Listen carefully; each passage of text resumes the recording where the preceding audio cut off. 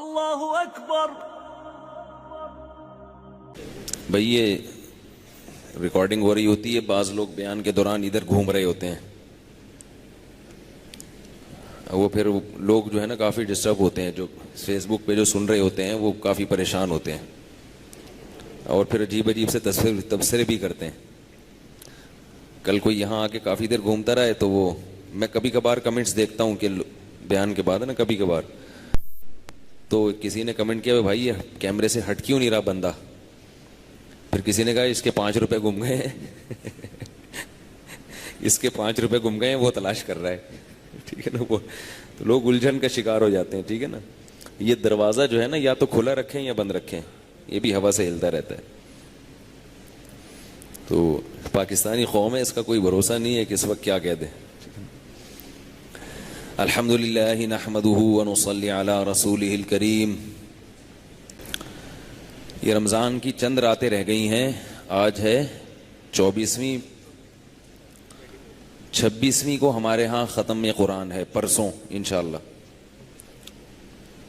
تو اس کے بعد 2-3 دن اور بیان ہوگا، پھر یہ چھٹی، پھر وہی اپنی پرانی روٹین پہ. تو یہ جو پیغمبروں کا سلسلہ چل رہا ہے اور پورے قرآن کا ہم کوشش کر رہے ہیں اہم اہم مضامین کو بیان کریں، یہ رمضان کی برکتیں ہیں اور اسی میں سننے میں مزہ آتا ہے. عام دنوں میں بھی میرے اندر اتنا اسٹیمنا نہیں ہوتا کہ میں روز بیٹھ جاؤں. پھر تراویح پڑھا کے اس کو یاد بھی کرنا ہوتا ہے دن میں، پھر اس کو پڑھانا بھی ہے، پھر پڑھانے کے بعد بیٹھنا بھی، پھر اس کے علاوہ بھی بیان. آج جامعۃ الرشید میں بھی 1-1.5 گھنٹے کا بیان ہوا ہے، تو ظہر میں بھی بیان تھا، پھر ابھی بیان. تو یہ رمضان کی برکت ہے کہ اللہ تعالیٰ اتنا اسٹیمنا دے دیتے ہیں کھائے پیے بغیر. رات کو کھانا کھا لو تو سحری کھائی نہیں جاتی، یہ بھی ایک نئی ٹینشن ہے. صبح سحری میں کھانا نہیں کھایا میں نے. میں یہ شو مارنے کے لیے نہیں بتا رہا، یہ بتانے کے لیے کہ اللہ نے انسان کو کتنا اسٹیمنا دیا ہے، کتنا تھوڑا کھا کے ہم کتنا اچھا چل سکتے ہیں. تو صبح سحری میں 2 انڈے ابالے اور 1 گلاس دودھ پیا، بس کھایا نہیں کچھ بھی، یعنی روٹی نہیں کھائی. ویسے تو یہ بھی کھایا ہے. اب عام دنوں میں آپ ناشتہ پراٹھے کے بغیر، ڈبل روٹی کے بغیر نہیں کرتے. کوئی آپ کو دودھ پلا دے آپ بولو گے یہ نہیں چلے گا. رمضان میں اتنا کم کھانا ہو جاتا ہے، اتنا کم کھانا ہو جاتا ہے کہ آپ کو پتا ہے کہ سارا دن بغیر کھائے چلانا ہے، اور اس میں بعض دفعہ بیان بھی آ جاتا ہے تو چل جاتا ہے اور بڑے اچھے طریقے سے چلتا ہے. چلتا نہیں ہے، دوڑتا ہے. تو یہ اس سے پتہ چلتا ہے کہ ہم جو پورے سال ٹھوستے رہتے ہیں نا، کھاتے رہتے ہیں، یہ کوئی ہماری صحت کے لیے اتنا ضروری نہیں ہے، اور اچھے رہتے ہیں، ہلکے پھلکے رہتے ہیں رمضان. تو کل واقعہ بیان ہو رہا تھا موسیٰ علیہ السلام کا کہ فرعون نے حضرت موسیٰ علیہ السلام سے فرمایا کہ یہ جادو ہے. فَلَنَأْتِيَنَّكَ بِسِحْرٍ مِثْلِهِ، ہم بھی اس جیسا جادو لے کر آئیں گے، اور دن بتا دو، خود بتاؤ، تم خود بتاؤ کہ جگہ بھی تم بتاؤ گے اور ٹائم بھی تم بتاؤ گے. قَالَ مَوْعِدُكُمْ يَوْمُ الزِّينَةِ وَأَن يُحْشَرَ النَّاسُ ضُحًى، فرمایا چاش کا جو وقت ہوتا ہے نا، صبح، یعنی چاش صبح تو نہیں، چاش کا جو وقت جب کھلی روشنی ہوتی ہے، ٹائم وہ ہوگا، اور وہ دن جس میں لوگ جمع ہوتے ہیں تاکہ پورا شہر اکٹھا ہو جائے. اور روشنی میں اس لیے کہ کوئی اندھیرا نہ ہو، ذرا سا بھی سب کو یہ مقابلہ کھلی آنکھوں نظر آئے. اللہ فرماتے ہیں کہ فرعون نے منادی کرا دی اور سارے جادوگروں کو آرڈر دے دیا پہنچ جاؤ، اور پوری رعایا میں منادی کرا دی کہ اب موسیٰ کو کیا ہوگا، جادو کے زور سے ہم ہرا دیں گے. اللہ فرماتے ہیں کہ سارا شہر اکٹھا ہو گیا. وجاء السحرہ، جادوگر بھی آ گئے اور فرعون سے کہنے لگے اَإِنَّ لَنَا لَأَجْرًا إِن كُنَّا نَحْنُ الْغَالِبِينَ، اے فرعون تیری سلطنت کو بچانے کے لیے، تیری حکومت کو بچانے کے لیے، کیونکہ پبلک جو تھی نا وہ فرعون کے ہاتھ سے نکلتی جا رہی تھی. ٹھیک ہے نا، پرابلم یہ تھی کہ فرعون کا جو ووٹ بینک ہے وہ کم ہو رہا تھا، بغیر کسی دھرنے کے، بغیر کسی احتجاج کے. موسیٰ علیہ السلام اور ہارون علیہ السلام کی دعوت میں اتنی طاقت, وہ تو اللہ کی کبریائی بیان کرتے تھے نا. انسان کی فطرت ہے اللہ کی بڑائی سن کے خوش ہونا, کیونکہ انسان کے دل میں اللہ نے فطری طور پر اپنی محبت ڈالی ہے. اور کب ڈالی ہے پتہ ہی ہے, وَإِذْ أَخَذَ رَبُّكَ مِن بَنِي آدَمَ مِن ظُهُورِهِمْ, فرمایا کہ اس وقت کو یاد کرو جب میں نے آدم کی پشت سے سارے انسانوں کی روحوں کو نکالا. ایک وقت تھا عالم ارواح میں اللہ نے ہم سب کی روحوں کو جمع کیا اور ہم سے کہا الستو بربکم, کیا میں تمہارا رب نہیں ہوں؟ تو جتنی بھی روحیں ہیں, چاہے وہ مسلم ہو کافر ہو, جو بھی قیامت تک پیدا ہوں گے, سب نے کہا بلا, کیوں نہیں. یہ بھی کوئی پوچھنے کا سوال ہے. تو یہ جو اللہ نے اقرار لیا نا عالم ارواح میں, اگرچہ یہ اقرار ہمیں یاد نہیں ہے, لیکن اللہ نے کہلوا کے ہماری فطرت میں اور ہماری روح میں اپنی ربوبیت اور اپنی الوہیت اور اپنی محبت ڈال دی. تو بچہ اسی محبت کو لے کے دنیا میں آتا ہے, اسی محبت کو لے کے, اس لیے اس کو اللہ کی باتیں, اللہ کی کبریائی سننے میں مزہ آتا ہے, اس کا دل تنگ نہیں ہوتا. اس کی فطرت ہے نا, فطرت. ہاں اس کو اگر ماحول خراب کر دے تو ایک الگ بات ہے. جب ماحول خراب کرتا ہے تو قرآن نے کہا وَإِذَا ذُكِرَ اللَّهُ وَحْدَهُ اشْمَأَزَّتْ قُلُوبُ الَّذِينَ لَا يُؤْمِنُونَ بِالْآخِرَةِ, فرمایا پھر ان کو اکیلے اللہ کا ذکر اچھا نہیں لگتا جب تک کہ اس کے ساتھ غوث اعظم یا رسول اللہ مدد اور بابا اور مزار کا پیوند نہیں لگاؤ گے نا. اکیلا اللہ ان کو اچھا نہیں لگتا. تو وہ تب ماحول جب ان کو خراب کر دے تو پھر ہے, ورنہ انسان کی فطرت ہے, وہ چاہتا ہے کہ میں صرف اور صرف ایک کو معبود بناؤں اور اسی معبود سے محبت کروں, اور وہ اللہ ہے.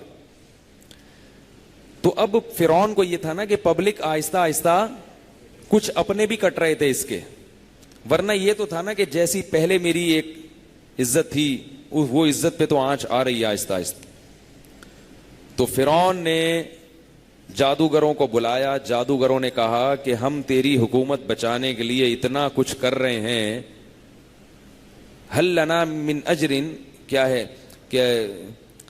کیا کہا, ان کے الفاظ کیا تھے, وجاء السحرة فقالوا لفرعون أئن لنا لأجرا إن كنا نحن الغالبين, ہم مقابلہ جیت جائیں گے تو ملے گا کیا ہم کو؟ کچھ چیز بھی ملے گی کچھ, یا صرف ثواب ملے گا؟ ٹھیک ہے نا. تو فرعون نے کہا کہ نعم وإنکم لمن المقربون, بہت کچھ ملے گا اور ساتھ ساتھ عہدہ ملے گا, عہدہ, وزارتیں دے دوں گا, گورنر بنا دوں گا. صحیح ہے نا, میرے قریب ہو جاؤ گے, قریب, قرب, بادشاہ کا قرب ملے گا, میرے دربار میں بیٹھا کرو گے. اس سے یہ بہت بڑا, یعنی یہ بادشاہ کی نظر میں بہت بڑا اعزاز تھا کہ مصر کے بادشاہ کے پاس کسی کو جگہ مل جائے. تو بادشاہ گویا اپنی حکومت میں شریک کرنے کے لیے ان کو تیار ہو رہا ہے. اور اس سے بھی پتہ چلتا ہے کہ جس کی دل میں کسی کی عظمت ہوتی ہے اس کے ہاں سب سے زیادہ ویلیو اس کے قرب کی ہوتی ہے, کہ مجھے اس کا قرب مل جائے. اس کی جو ہے نا, جیسے نیک لوگوں کے دل میں جنت بھی ہے, لیکن پہلے کیا ہوتی ہے کہ اللہ راضی ہو جائے, خوش ہو جائے ہم سے. تو جادوگروں نے کہا یہ تو بہت نواز رہا ہے بھائی, عہدہ ملے گا, گورنر بن جائیں گے اور یہ ہو جائے گا وہ ہو جائے گا, بغیر الیکشن کے سلیکشن ہو رہی ہے.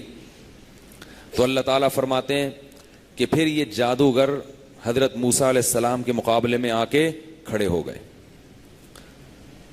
لیکن اب جادوگروں کو ڈر یہ تھا کہ اگر یہ اللہ کا سچا پیغمبر نکلا ٹھیک ہے نا, تو سچے پیغمبر سے مقابلہ کرنا یہ تو اپنے لیے موت میں ڈالنے والی بات ہے اپنے آپ کو.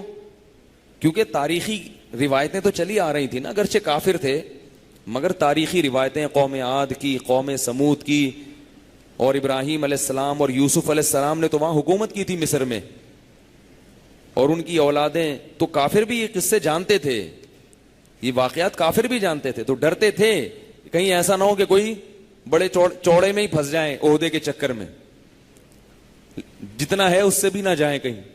فتنازعوا امرهم بینہم واسروا النجوى, آپس میں اختلاف کرنے لگے, یار لڑیں کہ نہیں لڑیں. جادوگر جتنے بھی تھے نا, کہا جاتا ہے کہ ہزاروں تھے واللہ عالم, تو وہ آپس میں کیا کرنے لگے, چپکے کہ بھائی حکومت کو یا پبلک کو پتہ نہ چلے، پہلے ہی بتاؤ لڑنا بھی ہے کہ نہیں لڑنا، ابھی بھی موقع ہے، پتلی گلی ہے، نکل لو. پتلی گلی ہر دور میں ہوتی ہے، یاد رکھو، ابھی بھی نکل لو. اب کیا ہوا کہ جب یہ آپس میں اس طرح سے کانا پھوسی شروع کر دی انہوں نے، تو ان کو خیال ہوا کہ اس طرح تو ہم نہ ادھر کے رہیں گے نہ ادھر کے رہیں گے. چپکے چپکے کر تو رہے ہم، ایسا نہ ہو کہ کچھ نکل جائیں اور کچھ باقی رہ جائیں، تو مقابلہ ہو نہیں سکے گا. تو یہ ان کو خود احساس ہوا کہ یہ ہم غلط کر رہے ہیں. تو انہوں نے کہا بھائی اجمعوا کیدکم، سب مل کے ایک تدبیر کرو. سمجھ میں آ رہی ہے بات؟ کیا کرو؟ مل کے ایک ہی تدبیر کرو اور ایک ہی موسیٰ پہ حملہ کرو تاکہ اس کو شکست ہو جائے.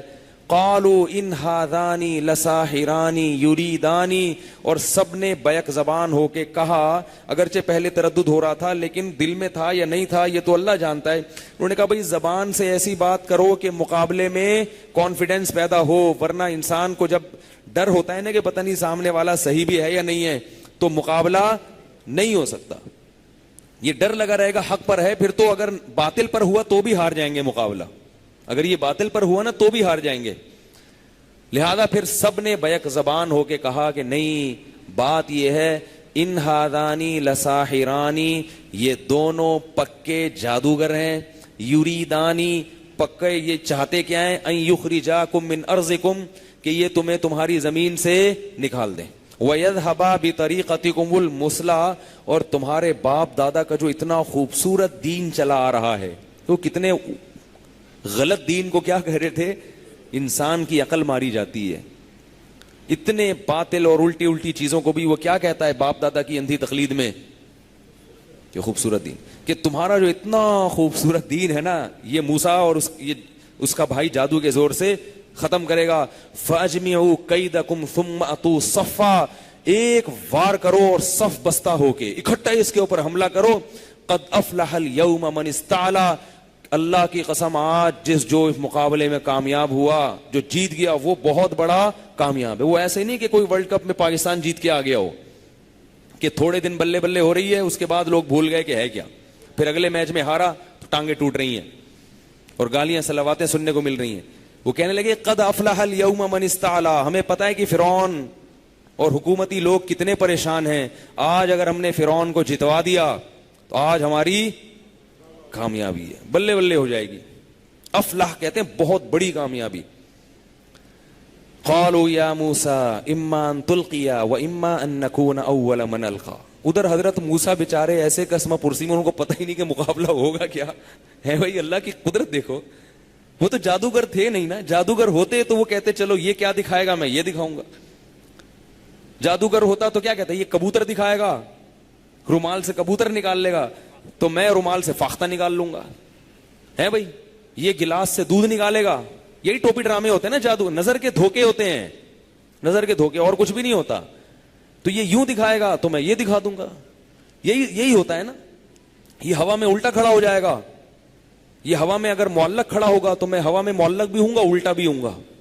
تو لوگ تالیاں پیٹیں گے، یار تم تو اس سے بھی زیادہ جو ہے نا وہ کرتب دکھاتے ہو. یہی تو ہوتے ہیں مقابلے. تو حضرت موسیٰ کو تو پتہ ہی نہیں ہے قسمہ پرسی میں کہ میں نے کرنا کیا ہے، ٹھیک ہے نا. تو وہ موسیٰ علیہ السلام سے کہہ رہے ہیں یا موسیٰ اما ان تلقی و اما ان نکون اول من القا. اے موسیٰ بتا، پہلا وار تو کرے گا جادو کا یا پہلا وار ہم کچھ کرتب دکھائیں، رومال سے کبوتر نکال کے دکھائیں، یا پہلے تو کچھ دکھائے گا؟ حضرت موسیٰ بیچارے کیا دکھاتے، وہ تو کھڑے میں اللہ میں کہاں کہ میں کھڑا ہو گیا ہوں، کیا مقابلہ ہو رہا ہے، مجھے تو نہ جادو کا پتا کچھ بھی نہیں.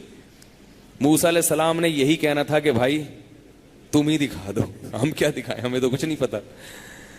قال بل القوا، فرمایا تم نے جو جادو دکھانا ہے وہ دکھاؤ، تم نے جو وار کرنا ہے مجھ پر کرو. فَأَلْقَوْا حِبَالَهُمْ وَعِصِيَّهُمْ، اللہ فرماتے لاٹھیاں اور رسیاں لے کر آئے تھے. وہ انہوں نے سنا ہوا تھا نا کہ موٹھا لاٹھی کو کیا بناتے ہیں، سانپ بناتے ہیں. تو یہ ایک سانپ بنائیں گے، ہم لاکھوں سانپ بنا دیں گے.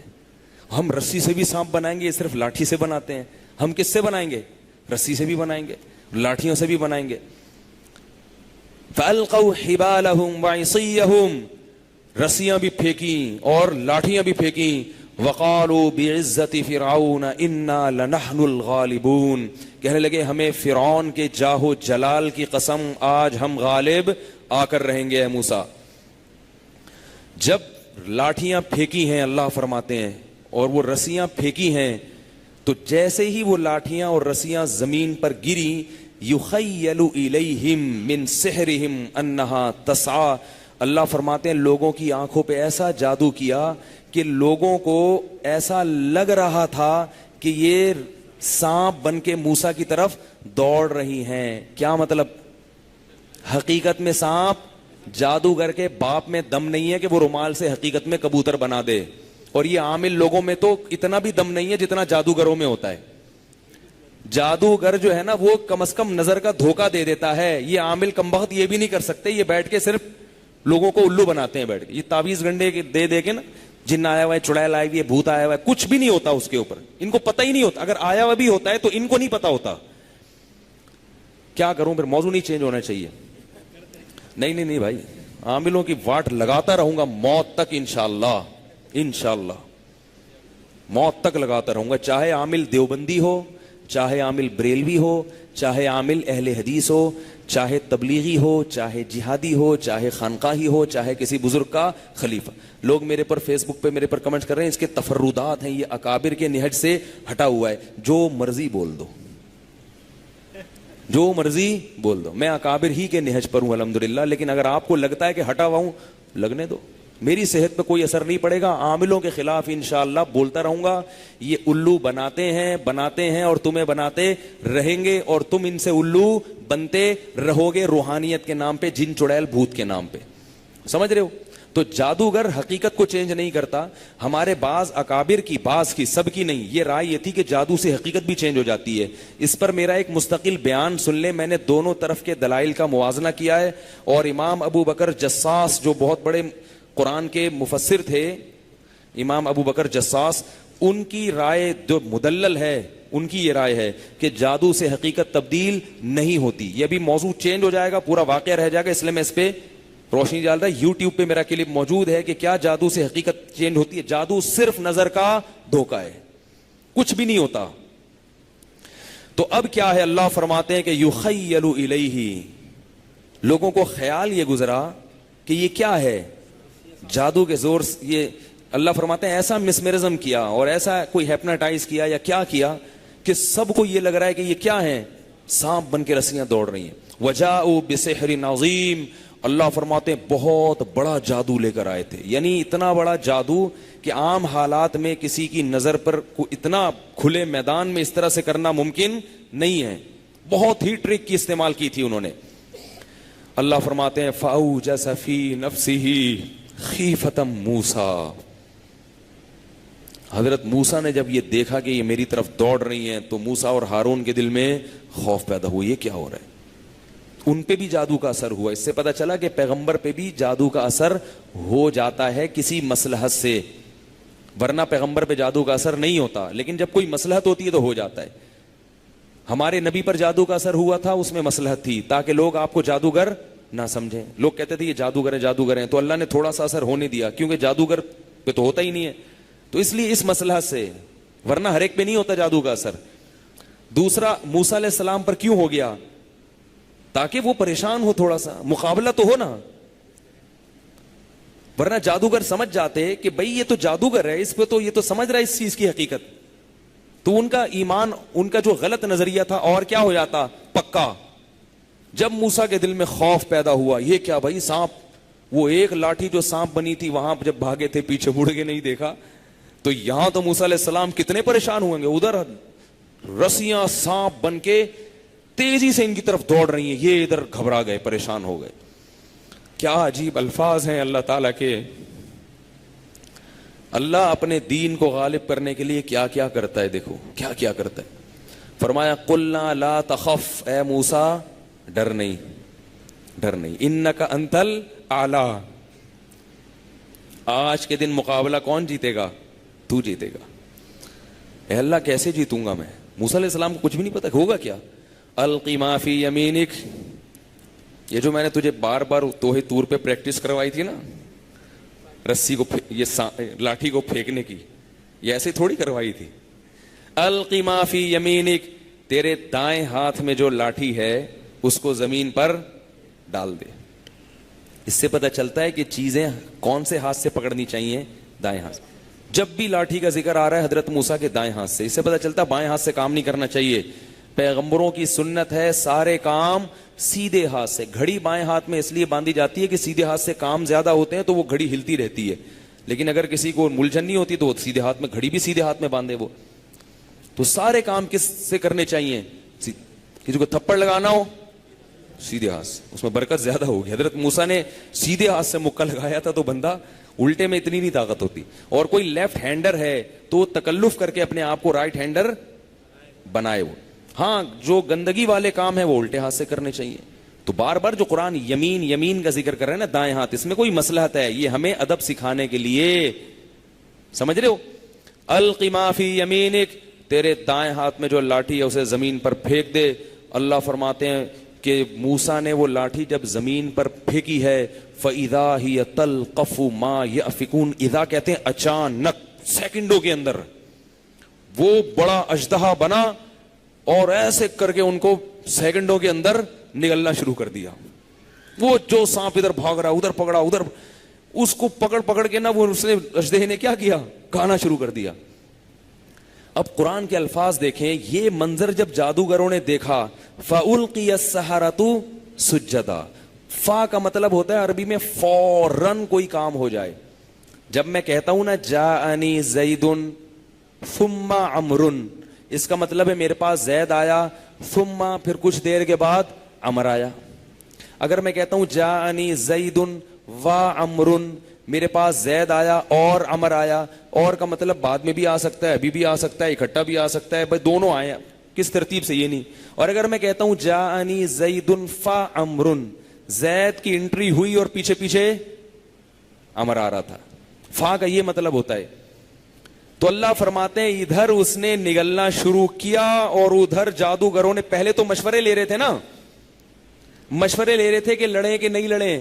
ایمان لانے کے لیے مشورہ نہیں لیا، کوئی مشورہ نہیں، بے اختیاری. اور القیا کا مطلب یہ نہیں ہے کہ سجدے میں گر گئے، غیبی طاقت نے ان کو سجدے میں گرا دیا. کیا مطلب؟ نہ چاہتے ہوئے بھی انہیں خود پتہ نہیں چلا کہ ہم کیا کر رہے ہیں. یعنی ان کو اتنا یقین آ گیا موسیٰ کے نبی ہونے پر کہ وہ بے ساختہ ہو گئے، حواس باختہ ہو گئے. انہوں نے کہا کہ اس میں سوچنے کی ضرورت نہیں ہے، اور صرف زبان سے کلمہ نہیں پڑھو، بالکل سر زمین پہ لگا کے اپنی عاجزی اور انکساری کا اظہار کر کے تسلیم کر لو کہ ہمیں موسیٰ کے نبی ہونے پر اتنا سا بھی تردد نہیں ہے، اور ہم اس کے لیے کسی سے مشورہ لینا یا اس بارے میں غور و فکر کرنا یا اس بارے میں صرف زبان سے کہنا، اس پر بھی ہم اکتفا نہیں کر رہے. ان چیزوں کی ضرورت نہیں ہے. چڑھتے سورج کی طرح یقین ہو گیا ہے کہ موسیٰ اللہ کا پیغمبر ہے. فَأُلْقِيَ السَّحَرَةُ سُجَّدًا، اللہ فرماتے ہیں اچانک خود بخود الٹے ہو کر سجدے میں گر پڑے. قالوا آمنا برب العالمین، کہنے لگے ہم تمام جہانوں کے پالنے والے خدا پر ایمان لے آئے. ربی ہارون و موسیٰ، اس رب پر ایمان لا رہے ہیں جو ہارون اور موسیٰ کا رب ہے. اب دیکھو عجیب بات ہے، اس میں بڑے علمی نکتے ہیں. پہلی بات، جادوگر میں کیا ایسی چیز انہوں نے دیکھ لی تھی؟ بھائی وہ بھی تو یہ سوچ سکتے تھے کہ ہو سکتا ہے جیسے ہم نے جادو کیا ہو موسیٰ نے بھی جادو کیا ہو، تو مشورہ لینا چاہیے تھا. ہاں بھائی کیا رائے ہے بتاؤ، مقابلہ تو ہارتے ہوئے نظر آ رہے ہیں. یہ ہونا چاہیے تھا نا مشورہ، کہ یار کیا مشورہ ہے جادوگروں سے. جادوگر آپس میں پوچھتے بتاؤ بھائی کیا ہے، یہ تو انہوں نے اژدہا بنا دیا اور یہ تو سانپ وانپ کھا رہا ہے، اب کوئی نیا وار ہے تو بتاؤ، ورنہ نکلتے ہیں بھائی یہاں سے، چلتے ہیں، شکست ہو گئی ہے. غور کرتے ہیں، تم میں جو موسیٰ کے ساتھ جانا چاہتا ہے ادھر چلا جائے، جس کا فرعون کے پاس جانے کا موڈ ہے وہ ادھر چلا جائے، اور اگر سب کا موڈ ہے اکٹھے ایمان لانے کا تو چلو پھر سبھی کلمہ پڑھ لیتے ہیں، نہیں تو سبھی لٹک جاتے ہیں، نہیں تو پھر سب فرعون کے پاس چلتے ہیں، یا اگلا مقابلے کی ڈیٹ دے دو. عام طور پر جب شکست ہوتی ہے تو یہ باتیں ہوتی ہیں. آپ لوگ کی سمجھ میں نہیں آ رہا تو میں کیسے سمجھاؤں گا بھائی دنیا کو. قرآن کے ایک ایک لفظ، مقابلے سے پہلے مشورے ہو رہے ہیں، لیکن لاٹھی کو سانپ بنتے ہوئے دیکھا تو مشورہ نہیں, کسی نے بھی نہیں, کیونکہ ہر ایک کو اتنا یقین آ گیا کہ اگر دوسرا کہتا نا کہ نہیں, تو کہتے تم جاؤ پھر, ٹھیک ہے نا, تمہیں اگر یقین نہیں ہے تو میں پاگل نہیں ہوں کہ اس پیغمبر کا انکار کر دوں, میں تو لا رہا ہوں. تو سب کا یہی نظریہ تھا کہ موسیٰ اللہ کا سچا پیغمبر ہے. پہلی بات یہ. دوسرا پوائنٹ کہ سجدو نہیں ہے کہ سجدے میں اپنے ارادے سے گرے, اتنا یقین ہو گیا کہ اب ان کے پاس دوسرا آپشن ہی ختم کہ بھائی اب تو یہ تو کرنا ہی کرنا ہے, اب تو میں اس میں دو رائے ہو نہیں سکتی. غیبی طاقت, لاشعوری طور پر جب انسان کام کرتا ہے نا, لاشعوری طور پر اتنا یقین ہو گیا کہ بھائی سوچے سمجھے بغیر بس سجدے میں گر گئے. اور تیسری بات یہ ہے کہ موسیٰ کی عظمت کا اعتراف نہیں کر رہے. نہیں آ رہی بات؟ سجدے میں گرتے ہی کیا کہہ رہے ہیں؟ اس کے رب پر ایمان لے آئے. یہ نہیں کہہ رہے موسیٰ کو سچا نبی مان لیا, اگرچہ مطلب ایک ہی ہے, لیکن تذکرہ کس کا کر رہے ہیں؟ رب کا. یہ تینوں پوائنٹ کیوں تھے اب اس کو سمجھیں. اس لیے کہ جادوگر یہ بات جانتا ہے کہ جادو کے زور سے نظر کو دھوکہ دیا جاتا ہے. حقیقت میں لاٹھی کو سانپ کسی کا باپ بھی نہیں بنا سکتا. معذرت کے ساتھ کیا کریں, لالو کھیتی زبان استعمال نہ ہو تو بات سمجھ میں نہیں آئے. حقیقت میں لاٹھی کو سانپ یہ ہو نہیں سکتا. آج تک کوئی ایسا سائنسدان پیدا نہیں ہوا, سائنس نے بڑی ترقی کر لی ہے, بہت کچھ ہو گیا دنیا میں, ایسا نہیں ہوا کہ لاٹھی کیا بن جائے, حقیقت میں سانپ بن جائے. شعبدے بازیاں ہوتی ہیں, حقیقت میں لاٹھی نہیں بنتی. انہوں نے کہا ہم سے بڑا جادوگر دنیا میں کوئی ہے نہیں. پبلک کے لیے تو یہ بات مشتبہ ہو سکتی ہے, عوام کے لیے وہ سمجھ سکتی ہے بھائی یہ بھی جادو یہ بھی جادو, ہمیں کیا پتا ان میں سے صحیح کون ہے غلط کون ہے. لیکن جو جس فیلڈ کا ماہر ہوتا ہے وہ جانتا ہے کہ اس میں 2 نمبری کیا ہے اور 1 نمبری کیا ہے. کبھی تاجر کو دیکھا ہے نا آپ نے, کبھی تاجر خود چلا جائے نا دکان پہ سودا خریدنے, ایسا تاجر جو سارا دن لوگوں کو ٹوپیاں کراتا رہتا ہے, کبھی خود کسٹمر بن کے چلا جائے اور آپ بھی اس کے ساتھ جائیں, پھر اگر دکاندار آپ کو ٹوپی کرائے گا تو تاجر آپ کو سائڈ پہ لے جائے گا, بولے گا یہ گنتیاں ہمیں خوب آتی ہیں, یہ اسٹائل ہوتا ہے, یہ بیچنے کے انداز ہوتے ہیں. جو جس فیلڈ کا ماہر ہوتا ہے وہ اس کی حقیقت کو جانتا ہے. جیسے عامل لوگ سب جانتے ہیں کہ ہم سب فراڈی ہیں. اب میں آپ کو ایک بات بتاؤں, جلدی سے بس آگے چلوں گا, کہ میں جب عاملوں کے خلاف بولتا ہوں نا, عامل لوگ پتہ ہے کیا سوچتے ہیں, میرے خلاف غصے تو بہت ہوتے ہیں اور پروپیگنڈا بھی کرتے ہیں سب کچھ, لیکن اندر سے سوچ رہے ہوتے ہیں اس کو پتہ کیسے چلا اور اس میں اتنا کانفیڈنس کہاں سے آیا. یہ خدا کی قسم یہ سوچ ہوتی ہے ان کے اندر سے. مسجد میں بیٹھ کے جھوٹی قسم نہیں اٹھا سکتا انسان ممبر پہ, وہ بھی رمضان کی راتوں میں, لیکن یہ سوچ رہے ہوتے ہیں کہ یار یہ تو ہماری فیلڈ ہے, ہمیں پتا ہے کہ ہم 2 نمبری کر رہے ہیں, اور یہ اتنے کانفیڈنس کے ساتھ کیسے کہہ دیتا ہے کہ یہ 2 نمبر ہیں. یہ بڑی حیرانگی کی بات ہے. تو خیر اس کو چھوڑو. تو جو ہے نا تو اصل میں مجھے کیوں کہہ دیتا ہوں, یہ نہیں کہ میں عامل ہوں, اس کی ایک وجہ ہے, ابھی موضوع وہ چینج ہو جائے گا پھر. تو جادوگر جادو کی حقیقت کو سمجھتے تھے. اب موسیٰ علیہ السلام کے دربار میں, فرعون کے دربار میں موسیٰ علیہ السلام نے جب لاٹھی کو سانپ بنایا تو کوئی کنفیوز ہو سکتا تھا کہ یار یہ تو جادو ہے, یہ تو کرتب ہوتے ہیں, یہ کیا ہے. تو اللہ نے مقابلہ کس سے کروا دیا؟ جادوگروں سے, کہ بھئی یہ خود بتا دیں گے کہ یہ جادو ہے یا حقیقت ہے, یہ خود بتائیں گے, ان سے پوچھو. تو ایک جادوگر بھی پیچھے نہیں ہٹا. تو پہلی بات, جادو سے حقیقت تبدیل نہیں ہوتی.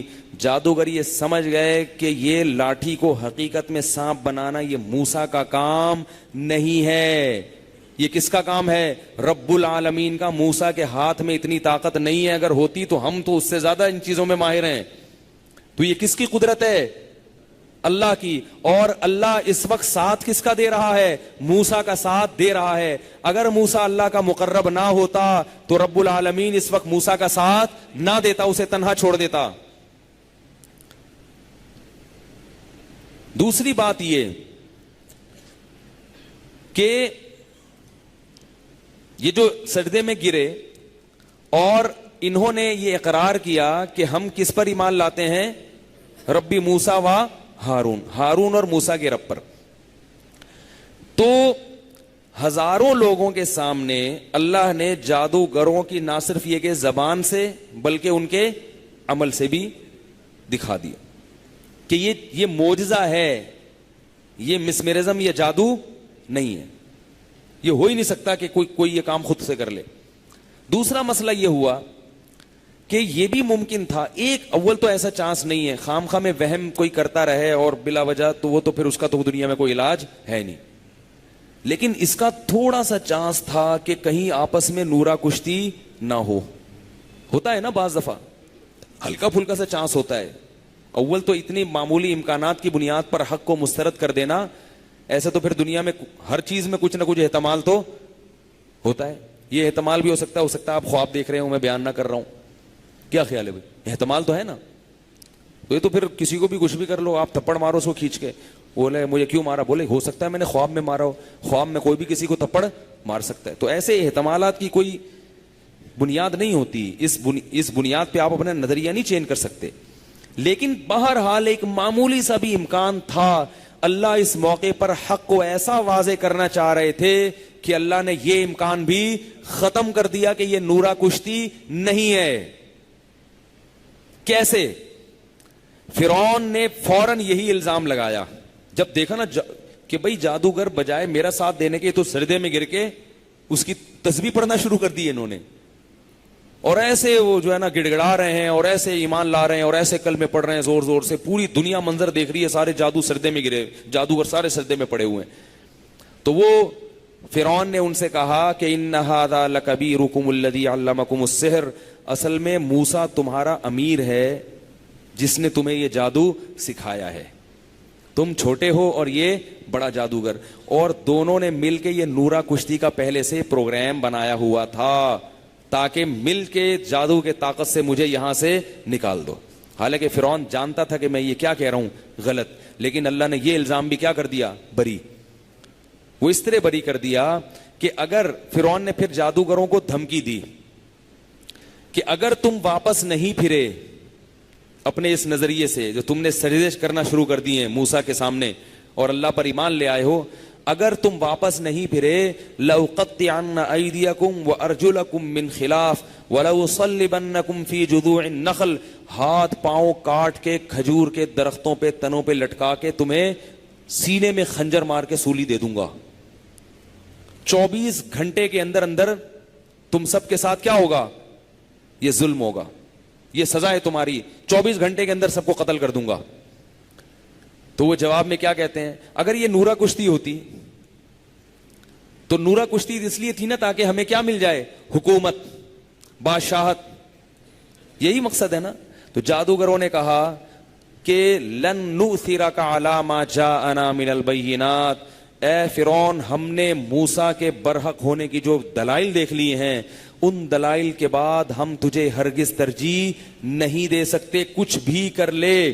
انما تقضی هذه الحیات الدنیا, تو اس دنیا میں ہمیں سزا دے سکتا ہے نا, جو تیرے بس میں ہے وہ تو کر لے. آگ میں ڈال سکتا ہے, آگ میں ڈال دے. انا آمنا بربنا, ہم کس پر ایمان لائے ہیں, اصل میں موسیٰ پہ نہیں لائے, اس کائنات کو بنانے والے پر لائے ہیں. لیغفر لنا خطایانا, اس ایمان کے ہمیں جو فائدے ہوں گے نا وہ تجھ پر ایمان کے نہیں ہوں گے. پہلا فائدہ کہ ہم نے جو پیغمبر سے مقابلہ کر کے جرم کیا, اللہ چاہتا تو ہمیں اسی وقت ہلاک کر دیتا. یہ بھی تو ہو سکتا تھا نا کہ سچے نبی سے مقابلہ ہو رہا ہے, اللہ تعالیٰ نے ہمیں ہلاک نہیں کیا, اس کا بہت بڑا فضل ہے. اب ہم ایمان لائے ہیں کیونکہ ایمان لانے سے سارے گناہ معاف ہو جاتے ہیں. پیغمبر سے جو مقابلے کا جرم ہے, اللہ یہ جرم بھی ہمارا کیا کر دے گا, معاف. ورنہ اس جرم کی بھی کوئی اگر اللہ سزا دینا چاہے تو اے فرعون تو اس سزا سے ہمیں نہیں بچا سکتا. اس سے پتہ چلتا ہے کہ اہل حق کے مقابلے میں آ کے کھڑا ہونا معمولی جرم نہیں ہے, چاہے آپ وہ مقابلہ ہار ہی کیوں نہ جائیں. سامنے آ کے کھڑا ہونا بھی یہ بھی کوئی معمولی جرم نہیں ہے. تبھی جادوگر کہہ رہے ہیں کہ یہ جو اتنا بڑا جرم ہو گیا, ہم تو پہلے مشورہ کر رہے تھے کہ بھئی اگر نبی نکلا ہم تو پھنس جائیں گے, تو وہ تو واقعی سچا نبی نکلا, لیکن اب ہمارے پاس اس عذاب سے بچنے کا صرف ایک طریقہ کیا تھا, ایمان لے آئیں, کیونکہ ایمان پچھلے تمام گناہوں کو ختم کر دیتا ہے. لیغفر لنا خطایانا وما اکرہتنا علیہ من السحر, اور جو جس جادو پر تو نے ہمیں مجبور کیا اس جادو کا بڑا جرم ہے, وہ خود جادو ایک بہت بڑا جرم ہے، اور پیغمبر سے مقابلہ اور ماضی کے ہمارے جتنے گناہ جو ہم نے کفر کی حالت میں کیے، ہمارا رب وہ سارے گناہوں کو معاف کر دے گا. تو ہمیں یہ آپشن تیرے پاس نہیں ہے. اور آگے کہنے لگے انما تقضی هذه الحیات الدنیا انا آمنا بربنا لیغفر لنا خطایانا وما اکرہت علینا من السحر واللہ خیر وابقا. اے فرعون، اللہ تجھ سے بہتر بھی ہے. اللہ ہمیں جو بدلہ دے گا نا اس شہادت کے بعد، ہم کٹ جائیں گے، سولی پہ لٹکا دے گا، ہاتھ پاؤں کاٹ دے گا، کیا کرے گا اس دنیا میں؟ کتنا کر سکتا ہے؟ زیادہ زیادہ آگ میں جلا دے گا، اور کیا ہوگا؟ جیل میں ڈال دے گا، ساری زندگی بھوکے پیاسے مر جائیں گے، 20 سال 30 سال 50 سال کی زندگی ہے، ختم ہو جائے گی. اور اگر ہم تیری دعوت کو ٹھکرا دیں اور موسیٰ پر ایمان لائیں تو پتہ ہے کیا ملے گا ہمیں؟ واللہ خیرن، اللہ جو بدلہ دے گا وہ تیرے بدلے سے زیادہ بھی ہوگا. تو حکومت میں عہدہ دے رہا ہے نا گورنری کا، تو اپنے جو پروٹوکول دے رہا ہے، تنخواہ بڑھا دے گا، وظیفہ دے دے گا، الاؤنس دے دے گا. اللہ جو کچھ ہمیں دے گا اس کا نام کیا ہے؟ جنت ہے، جس میں بہتی ہوئی نہریں ہیں، شہد کی نہریں ہیں، دودھ کی نہریں ہیں، حوریں ہیں اس میں، اور ایسی خوبصورت جنت. اللہ کیونکہ جب یقین آ گیا تو پیغمبروں کی تعلیمات تو سنی بھی تھی انہوں نے کہ بھئی جنت، وہ تو سب چیزوں پہ یقین آ گیا نا. ایسا نہیں ہوتا کہ آپ کو نبی کی ایک بات پر یقین آئے اور باقی باتوں پہ یقین نہ آئے. کسی کو نبی مان لیا تو نبی اگر دن کو رات کہے تو رات ماننا پڑتا ہے، رات کو دن کہے تو دن ماننا پڑتا ہے. جب نبی کی نبوت پہ یقین ہو گیا تو پھر سب چیزوں پہ یقین ہو جاتا ہے. کہہ رہے ہیں اللہ جو ہمیں بدلہ دے گا وہ تیرے بدلے سے بہت زیادہ ہے. وَأَبْقَى، اور تو جو ہمیں بدلہ دے گا وہ تھوڑے دن کا ہے، اور اللہ جو دے گا وہ ہمیشہ کا ہے، وہ بہت زیادہ اس سے. تو ہم پاگل ہیں جو تیری دعوت پر ایمان لے آئے؟ ہم نے اگر لالچ میں ہی یہ کام کیا ہے تو وہاں ہمیں کیا مل رہا ہے؟ جیسے یہ جو سیاسی لوٹے ہوتے ہیں نا، سیاسی لوٹے، یہ کیا کرتے ہیں؟ جب ادھر زیادہ پیسے مل رہے تو ادھر لڑ جاتے ہیں، ادھر زیادہ پیسے مل رہے ہوتے ہیں تو ادھر لڑک جاتے ہیں. لالچی ہوتے ہیں نا. تو وہ کہہ رہے ہیں اگر ہم نے لالچ ہی کرنی ہے تو ہم کس کی لالچ کریں؟ جنت کی کریں نا، اس دنیا کی کیوں کریں؟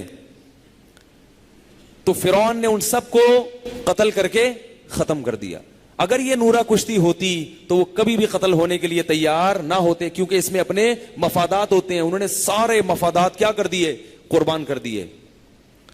تو اللہ نے ایسا یہ حق کو دنیا میں واضح کیا، بول بالا کیا، کہ اس واقعے کو اللہ نے بڑے اہتمام کے ساتھ تورات میں بھی بیان کیا، اس واقعے کو اللہ نے بہت اہتمام کے ساتھ انجیل میں بھی بیان کیا، اور قرآن میں ایک جگہ نہیں، بار بار اللہ اس واقعے کو بیان کر رہے ہیں کہ اس وقت کو یاد کرو جب جادوگر موسیٰ کے مقابلے میں آ کے کھڑے ہوئے اور رسیاں پھینک رہے ہیں. مختلف انداز سے اللہ نے اس واقعے کے مختلف پہلوؤں کو بیان کیا ہے.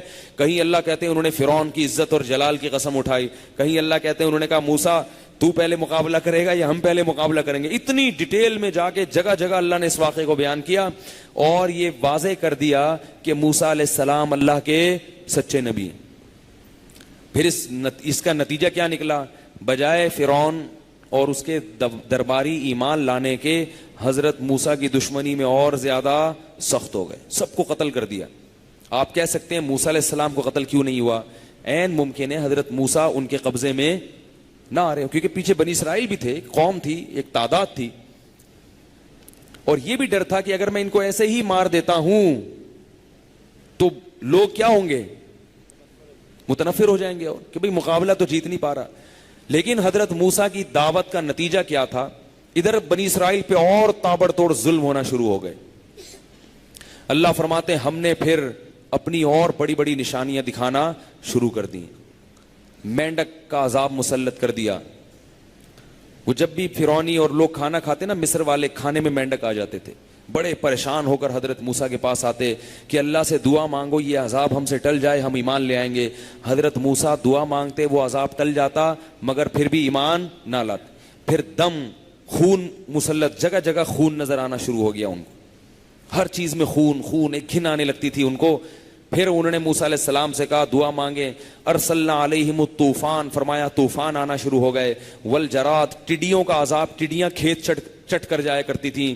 والضفادع، اور فرمایا مینڈکوں کا عذاب. والدم، اور خون کا عذاب. آیات مفصلات، کئی نشانیاں اللہ اپنی دکھاتا تھا جب بھی یہ نشانیاں آتی لوگ تبصرہ کرتے کہ موسیٰ کا جادو جو ہے نا بہت چڑھنے لگا ہے, یہ جادو کے زور سے بہت سارے کرتب دکھانے لگا ہے, کبھی ہمارے کھانوں میں مینڈک پیدا کر دیتا ہے, کبھی ہمارے کھانوں میں جوئیں پیدا ہونے لگی ان کی جو ہے نا بہت زیادہ. یہ سب کیا ہے؟ موسیٰ کے جادو ہیں.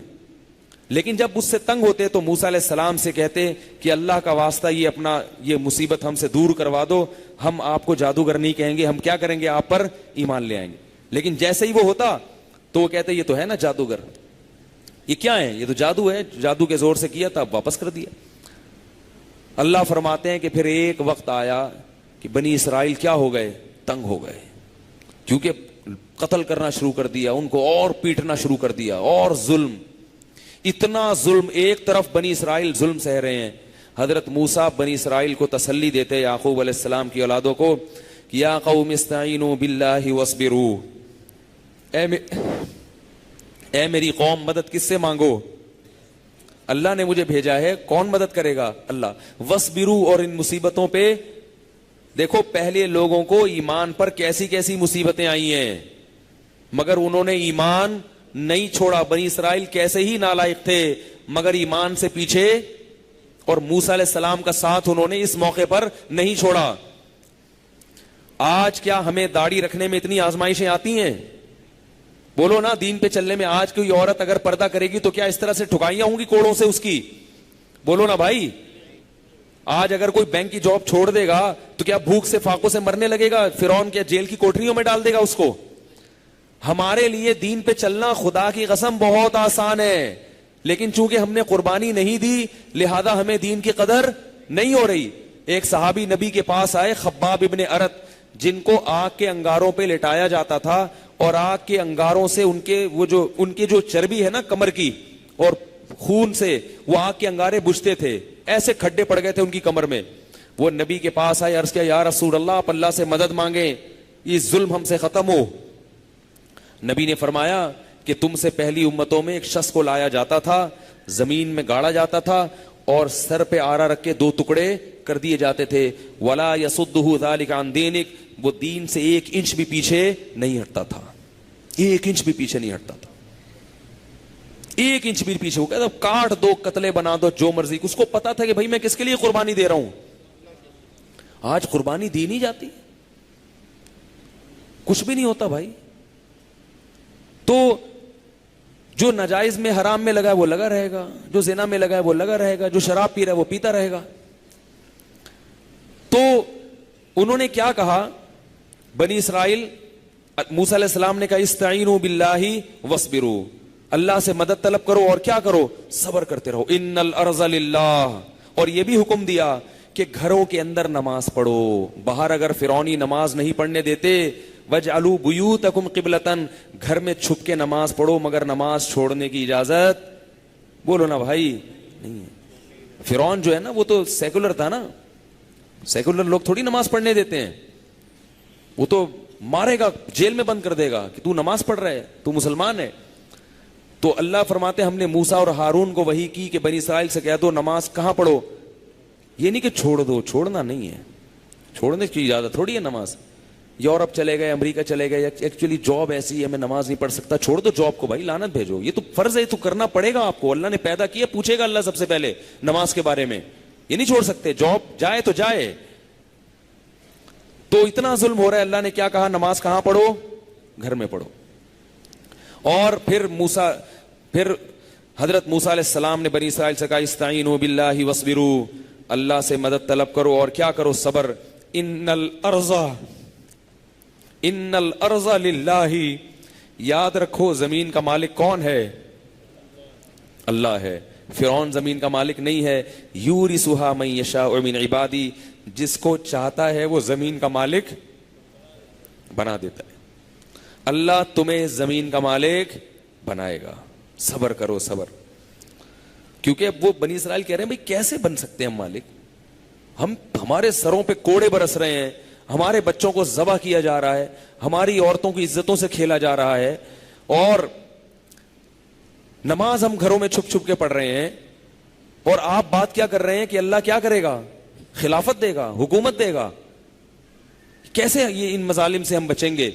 تو اللہ نے موسیٰ علیہ السلام نے کیا فرمایا؟ ان الارض للہ یورثها من یشاء من عبادی والعاقبۃ للمتقین. یاد رکھو انجام انہی لوگوں کا اچھا ہے جو اللہ سے ڈرتے ہیں.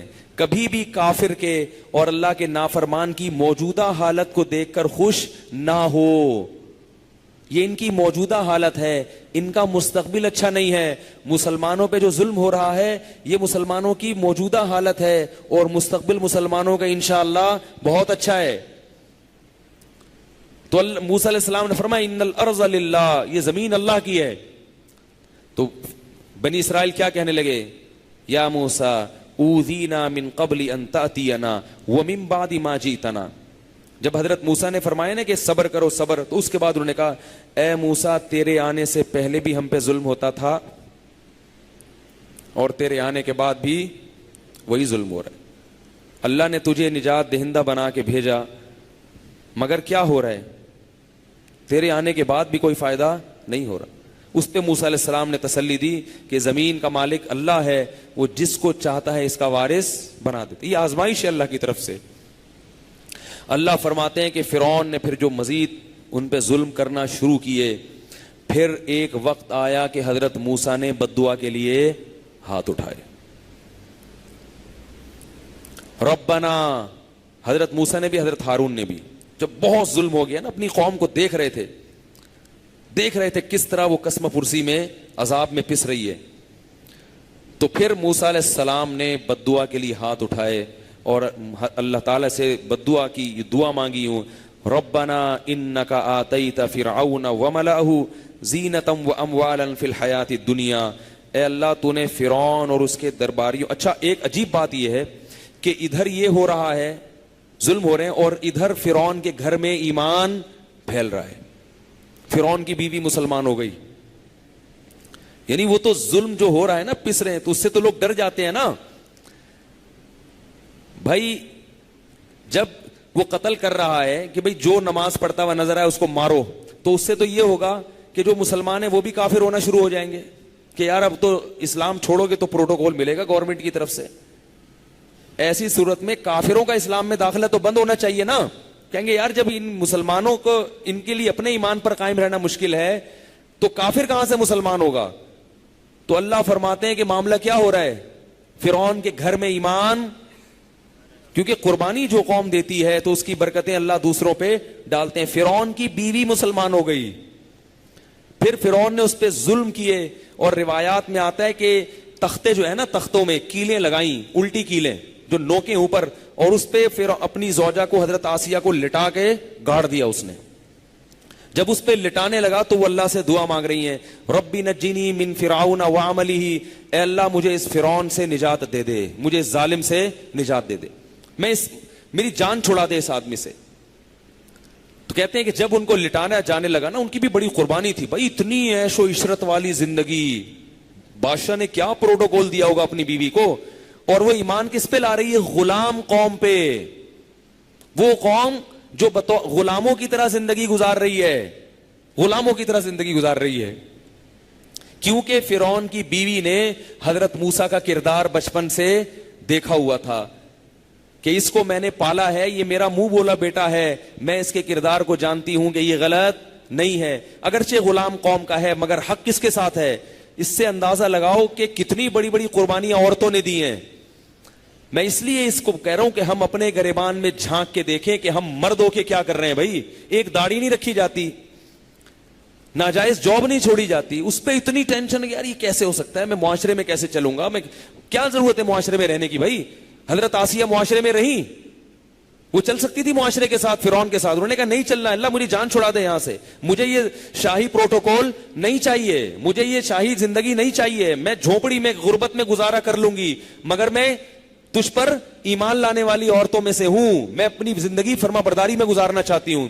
تو فرعون نے جب ان کو تختے پہ لٹایا ہے تو روایات میں آتا ہے کہ اتنی بڑی قربانی جب انہوں نے دی ہے کہ اس طرح عذاب میں جب ان کی موت آنے لگی تو اللہ نے ان کے سامنے جنت اللہ نے حضرت آسیہ کے سامنے کر دی کہ اس ایمان پر آخر وقت میں تم نے قائم رہنا ہے, یہ وہ جنت ہے جو تمہیں موت کے بعد ملنے والی ہے. اور اللہ نے حضرت آسیہ کا ذکر فرعون کی بیوی کا ذکر قرآن میں بڑے اہتمام سے کیا ہے، اور کیسے عجیب انداز سے ذکر کیا. ضرب اللہ مثلا للذین آمنوا ضرب اللہ مثلا للذین کفروا امرأۃ نوح وامرأۃ لوط. فرمایا کافر کے لیے ہم پیغمبروں کی بیوی کی مثال دیتے ہیں، لوط علیہ السلام کی بیوی اور نوح علیہ السلام کی بیوی. شوہر 950 سال تبلیغ کرتا رہا ہے مگر بیوی کو اپنے شوہر کے کردار کا پتہ نہیں تھا. اس کو کمبخت کو بیچاری کو یہ نہیں پتا تھا کہ میں، عورت تو اپنے شوہر کو خوب جانتی ہے نا، خوب جانتی ہے، لیکن جب آنکھیں اندھی ہو جائیں تو کچھ نظر نہیں آتا. اپنے گھر سے دین دنیا میں پھیل رہا ہے اور عورت اب کو اپنے شوہر کی نبوت سمجھ میں نہیں آ رہی. اللہ فرماتے کافروں کے لیے اللہ مثال دے رہا ہے کہ 2 پیغمبر تھے ہمارے لاڈلے، ایک نوح اور ایک لوط علیہ السلام، اور دونوں کی بیویاں قیلت خل النار مع الداخلین، ان دونوں سے کہا گیا کہ اس جہنم کی آگ میں داخل ہو جاؤ جیسے دوسرے لوگ داخل ہو رہے ہیں. فلم یغنیا عنہما من اللہ شیئا.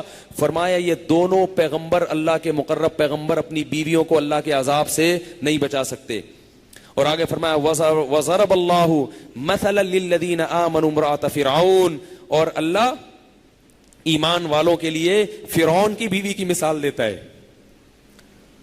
ایک طرف اللہ کے انتہائی مقرب پیغمبروں کی بیویاں اور ایک طرف اللہ کا انتہائی مبغوض اور دشمن کی بیوی. کتنا پروٹوکول مل رہا ہے مگر اس نے موت کو گلے لگا لیا. اور پھر فرعون کے دربار میں ایک اور شخص سرکاری مسلمان ہو گیا، وہ فرعون کے بڑے قریب بیٹھا کرتا تھا. اس پہ کئی رکوع میں اللہ نے اس کے الفاظ کو، اس کی تبلیغ کو بیان کیا. وقال رجل مؤمن من آل فرعون. اللہ فرماتے ہیں کہ فرعونیوں میں ایک شخص تھا جس نے اپنے ایمان کو چھپایا ہوا تھا اور اس نے فرعون کو دعوت دینا شروع کر دی. وہ تو لمبا واقعہ ہے، پھر میں کسی وقت بیان کروں گا. تو کیسے اس نے جو ہے نا وہ سمجھایا کہ ہم لوگ کیا کر رہے ہیں بھائی، ایک پیغمبر کا انکار کر رہے ہیں. آج ہمارے پاس حکومت ہے، کل تھوڑی رہے گی حکومت. بڑے بڑے حکمران آئے ہیں، ایمان کو چھپاتے ہوئے وہ کیا کر رہا ہے، انہی میں گھل کے ان کو دعوت دے رہا ہے، یہ شو کر کے کہ گویا میں مسلمان نہیں ہوں. لیکن ہمیں اس پہ غور کرنا چاہیے، اس پہ غور کرنا چاہیے. اور پھر اس نے دعوت دیتے دیتے دیتے پھر کہنے لگا وَلَقَدْ جَاءَكُمْ يُوسُفُ بِالْبَيِّنَاتِ. دیکھو پہلے یوسف بھی ہم میں آ چکے ہیں، یوسف علیہ السلام مصر میں، ہم نے ان کی دعوت پر بھی لبیک نہیں کہا. تو ہم کہیں ایسا نہ ہو کہ ہم پر وہی عذاب آئے جو قوم عاد پر آیا، قوم سمود پر آیا. پوری دعوت دی، بالآخر فرعونیوں کو اندازہ ہو گیا کہ یہ کیا ہے، مسلمان ہو چکا ہے. پھر اس نے دعوت میں انداز تبدیل کیا. اس نے کہا مالی ادعوکم الی النجات وتدعوننی الی النار. مجھے کیا ہو گیا، میں تمہیں نجات کی طرف بلا رہا ہوں اور تم مجھے جہنم کی آگ کی دعوت دے رہے ہو. تمہیں ہو کیا گیا ہے، کیسی باتیں کر رہے ہو. فَسَتَذْكُرُونَ مَا أَقُولُ لَكُمْ. اور کہنے لگا دیکھ لینا عن قریب تمہیں میری یہ نصیحتیں یاد آئیں گی. اور اپنے ایمان کو اس نے کیا کر دیا، واضح کر دیا. وَأُفَوِّضُ أَمْرِي إِلَى اللَّهِ. اور کہنے لگا یہ بس یاد رکھنا، مجھے تم جان سے مار دو یا میں زندہ رہوں لیکن تمہیں میری یہ نصیحتیں بعد میں یاد آئیں گی. اور میں اپنا معاملہ کس کے سپرد کر رہا ہوں، اللہ کے. تم مجھے قتل کرو، جیل میں ڈالو، جو بھی کرو. اللہ فرماتے فوقاہ اللہ سیئات ما مکروا. اللہ نے اپنی طاقت اور قدرت سے اس کو اس کے شر سے بچا لیا. تو جلدی سے میں اس کو مکمل کرتا ہوں واقعے کو. تو اللہ تعالیٰ فرماتے ہیں کہ جب یہ بہت زیادہ ان پہ مظالم شروع ہوئے تو اللہ فرماتے ہیں ہم نے موسیٰ سے کہا ان اسری بعبادی انکم متبعون.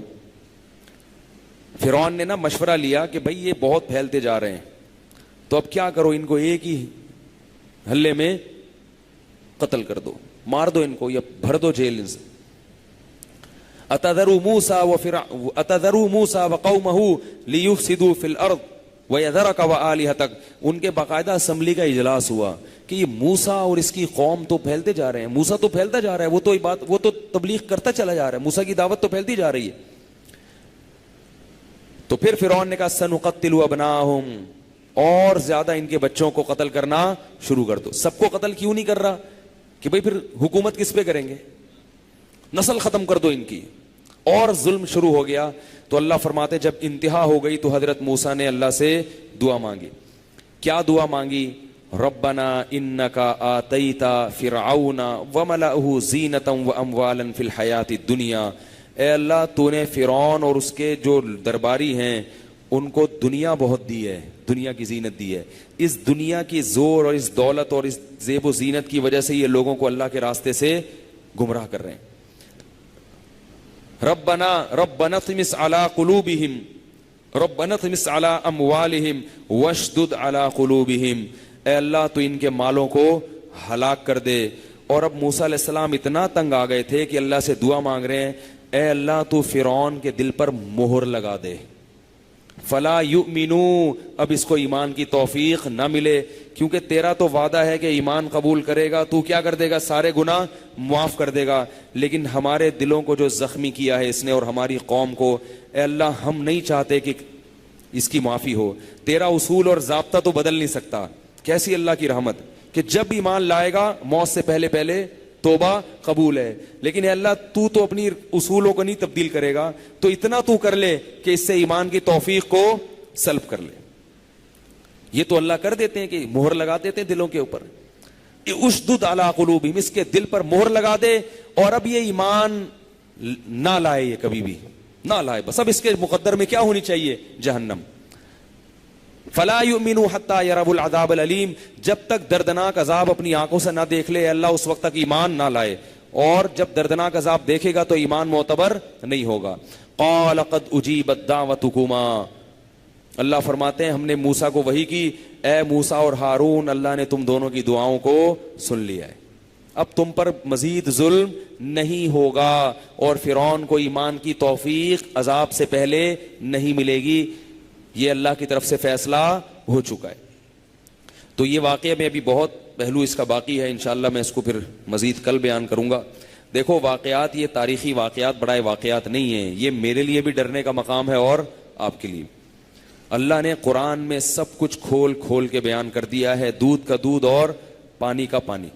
اس لیے اپنی جانوں پہ ہم سب کو رحم کرنا چاہیے, گناہوں سے بچنا چاہیے, اپنی نگاہوں کی حفاظت کریں, اپنے کانوں کی حفاظت کریں, اپنی زبان کی حفاظت کریں, اپنے جسم کے تمام اعضاء کی حفاظت کریں گناہوں سے. سمجھ رہے ہیں بات کو؟ کھانا کیا ہے, کلوا من الطیبات, اللہ فرماتے ہم نے پیغمبروں کو حکم دیا حلال کھاؤ, حلال.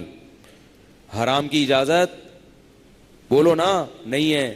وراثت نہیں کھاؤ, سب کو حصہ دو ان کا. مالی معاملات میں فرمایا کسی کا مال اس کی کھلی اجازت کے بغیر تم نہیں کھا سکتے. قرضہ لے لیا, پی جاتے ہیں, کئی سال تک قرضے واپس نہیں کرتے, اسی کے قرضے سے اپنے کاروبار چلا رہے ہیں. سب جو ہے نا, یہ اللہ اس سب چیزوں کا حساب لے گا قیامت کے دن. تو عقل مند وہ ہے جو موت سے پہلے پہلے, موت کے وقت تو فرعون بھی سمجھ گیا تھا, تو ہم بھی سمجھ جائیں گے بھائی. موت کے وقت یہ تقریروں کی ضرورت نہ مجھے رہے گی نہ آپ کو رہے گی, میری بھی سمجھ میں آ جائے گا اور آپ کی بھی. لیکن عقل مند وہ ہے, خوش قسمت وہ ہے جس کو موت سے پہلے پہلے سمجھ میں آ جائے. تو اللہ تعالی ہم سب کو اپنی ہر قسم کی نافرمانی سے بچنے کی توفیق عطا فرمائے, اور گناہوں کی زندگی سے پاک زندگی نصیب فرمائے. کل بیان تھوڑا سا جو ہے نا جلدی ہوگا یا 10 منٹ آگے پیچھے ہوگا, میں اس لیے کہہ رہا ہوں اگر وقت پہ بیان شروع نہ ہو تو لوگ گھبرائیں نہیں کہ ہو کیا رہا ہے, کیونکہ ابھی ہمیں تراویح کی سیٹنگ جو ہے نا تھوڑی سی آؤٹ چل رہی ہے. کبھی زیادہ پڑھ رہے ہیں, آخری دن چل رہے ہیں نا, تو آج کافی زیادہ پڑھا ہے, اس لیے ذرا 15-20 منٹ بعد بیان شروع ہوا ہے. تو کل میں دیکھوں گا کتنا کرنا ہے, 1 پارہ پڑھنا ہے یا 1.25 پڑھنا ہے یا 1.5 پڑھنا ہے. تو اس کے حساب سے اگر 1 پارہ ہوا تو بیان 10:35 پہ شروع ہوگا, اگر 1.5 پارہ ہوا تو بیان 1:50 پہ شروع ہوگا, اگر اس سے کم ہوا تو درمیان میں. تو جو لوگ فیس بک پہ سننے والے ہیں وہ کیا کریں, ایک کہہ رہا ہوں سوری 10:35 سے لے کے 10:50 تک درمیان میں کسی بھی وقت بیان شروع ہو سکتا. اللہ تعالی ہم سب کو سمجھنے کی, عمل کرنے کی توفیق عطا فرمائے. سبحانک اللہم و بحمدک, نشہد ان لا الہ الا انت. Thanks for watching.